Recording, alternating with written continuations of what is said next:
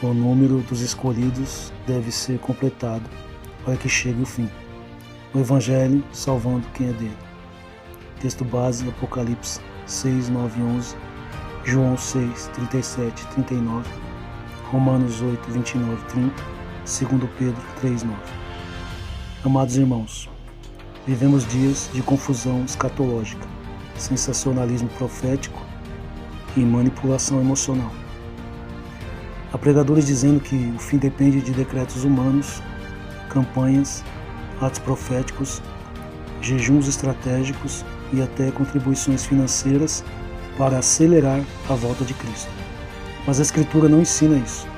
A Bíblia ensina algo infinitamente mais profundo, mais soberano e mais glorioso. O fim virá quando o número dos eleitos estiver completo. Não é o ativismo humano que apressa o fim, não é a política mundial que determina o calendário de Deus. Não são movimentos místicos que destravam o céu. É o decreto eterno do Deus soberano. O clamor dos mártires e um número determinado. Apocalipse 6, 9 e 11. O texto diz que as almas dos que foram mortos por causa da palavra clamavam por justiça. E o que lhes foi dito? Repousassem ainda por um pouco de tempo, até que também se completasse o número dos seus conservos e seus irmãos que haviam de ser mortos, como igualmente eles foram. Observe, há um número determinado. O sofrimento não é aleatório, a história não está fora de controle. O martírio não é desperdício. Deus decretou quantos serão salvos. Deus decretou quantos testemunharão. Deus decretou quando a história terminará. Historicamente, essa foi a convicção dos reformadores. Em meio às perseguições do século XVI, homens como João Calvino proclamavam que nada ocorre fora do conselho eterno de Deus. A igreja não cresce por manipulação, cresce porque o Pai tem um povo. O Evangelho não tenta salvar, ele salva os que são dele. João 6, 37 e 39. Jesus declarou: todo aquele que o Pai me dá, esse virá a mim. Não diz talvez venha, não diz se cooperar suficientemente, não diz se não perder a oportunidade. Diz virá. A salvação começa no decreto eterno do Pai. Antes da fundação do mundo, Deus escolheu um povo em Cristo. O Evangelho não cria escolhidos, ele chama eficazmente os escolhidos.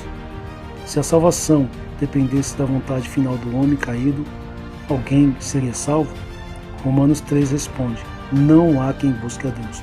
Portanto, o que vemos no avanço missionário não é o esforço humano salvando pessoas, é Deus reunindo os seus.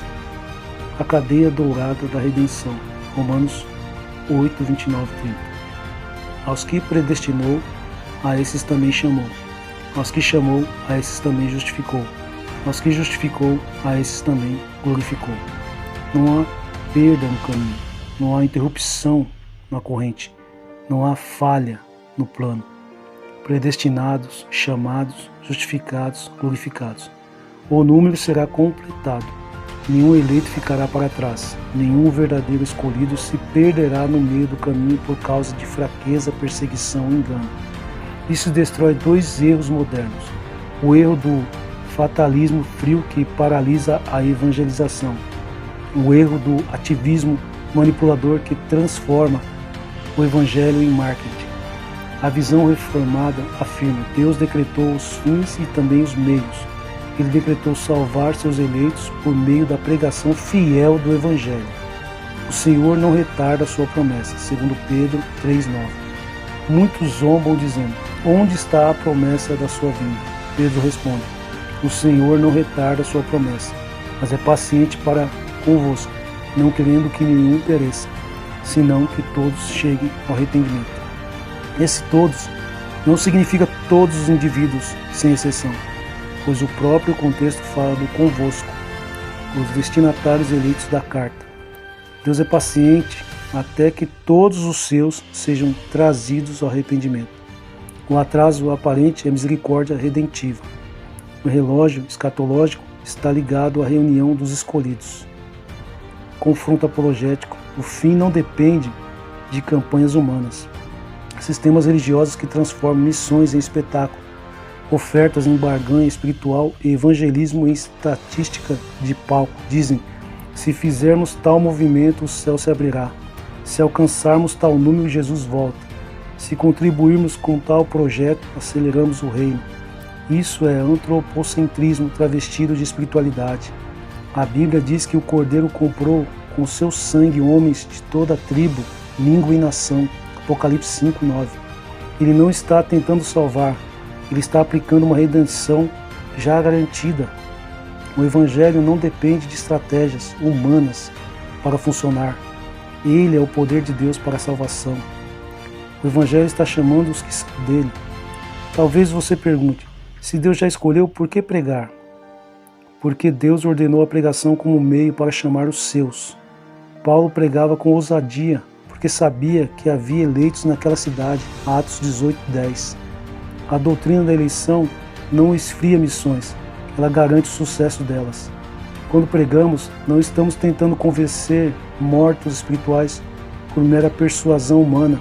Estamos sendo instrumentos do Espírito que ressuscita mortos. O chamado direto ao coração.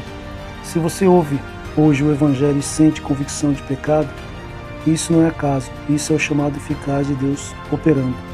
Cristo morreu por pecadores reais, ressuscitou verdadeiramente, intercede eficazmente e voltará infalivelmente.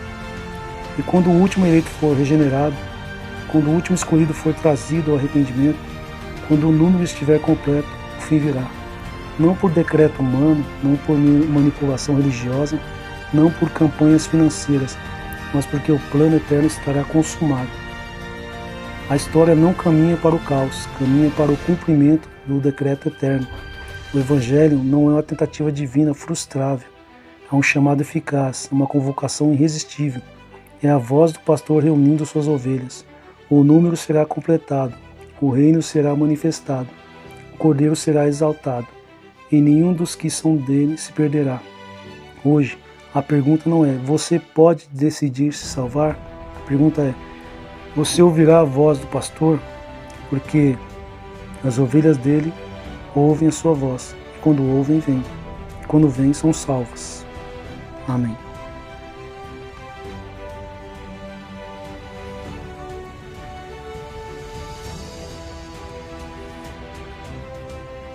Se o Evangelho que você segue depende da sua força, da sua oferta, da sua campanha ou da sua decisão final para funcionar, não é o Evangelho eterno de Cristo.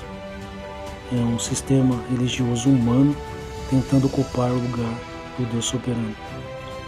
O verdadeiro Evangelho não implora a aprovação, não negocia a salvação, não depende de manipulação religiosa. Ele chama os mortos e eles vivem. Quando o último eleito for trazido aos pés do Cordeiro, o fim virá. Não porque homens decretaram, mas porque Deus cumpriu exatamente o que determinou antes da fundação do mundo. Ou você se curva ao Deus soberano das Escrituras, ou continuará defendendo o Evangelho falso, que precisa da ajuda do homem para sobreviver.